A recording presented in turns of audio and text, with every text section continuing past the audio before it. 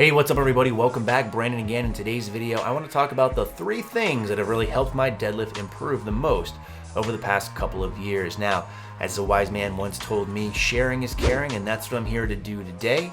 But before I go into that, I do want to stress that these are the things that have helped my deadlift the most. You might find that they differ from person to person.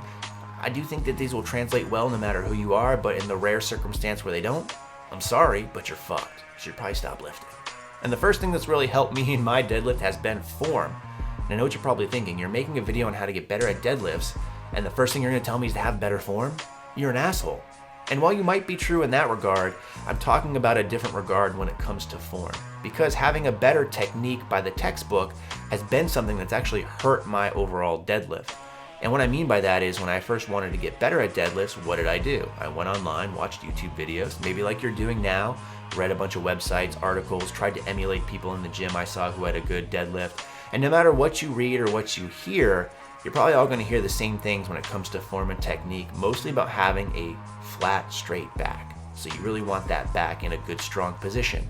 And for me, in order to get into those positions, I'd have to bend my knees quite a bit to get low to the ground to ensure that my back was really flat. Again, my long arms play a little bit of a role here. And as you can see from some of these clips of older deadlift videos I've done, it really ended up in some nasty deadlifts. Because I had to bend my knees so much, I ended up squatting the bar up first, my hips would shoot up, and then I had this weird stiff-legged deadlift type action, so it almost looks like 2 separate lifts.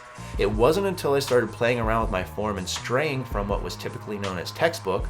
For me, that meant really raising my hips up really high to start, and having a slightly rounded back again because of my own mechanics, that I saw my deadlift really start to increase.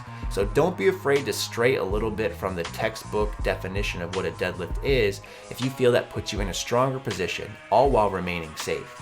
So not only is sharing caring, you want to make sure you keep safety first. That's an important life lesson, I think. So that's the first thing I want to talk about is form. The next thing I want to talk about is, again, based off my own personal findings, that for me, when I fail a deadlift, usually it's because I can't get it up off the floor.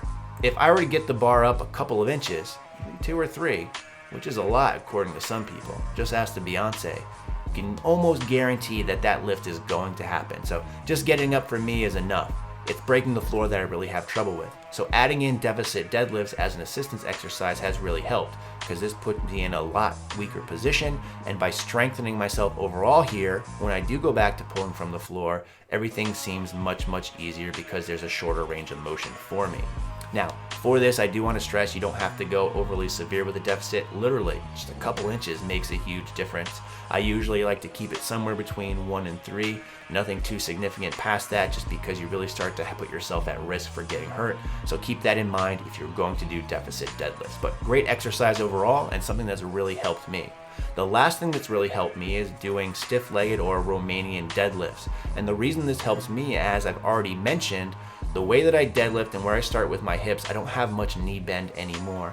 And in fact, once I get the bar up a couple inches, it actually looks very similar to what I do for stiff-legged or Romanian deadlifts. So my thinking here was that if I got better at that specific exercise, it would translate very well over to my deadlifts, and it has. So this is another thing I like to add in for assistance. In some cases, I'll actually throw in some deficit work here as well, just to increase the range of motion further and making it more difficult. But overall, that has really helped my deadlift increase. So those are the 3 things that have worked best for me.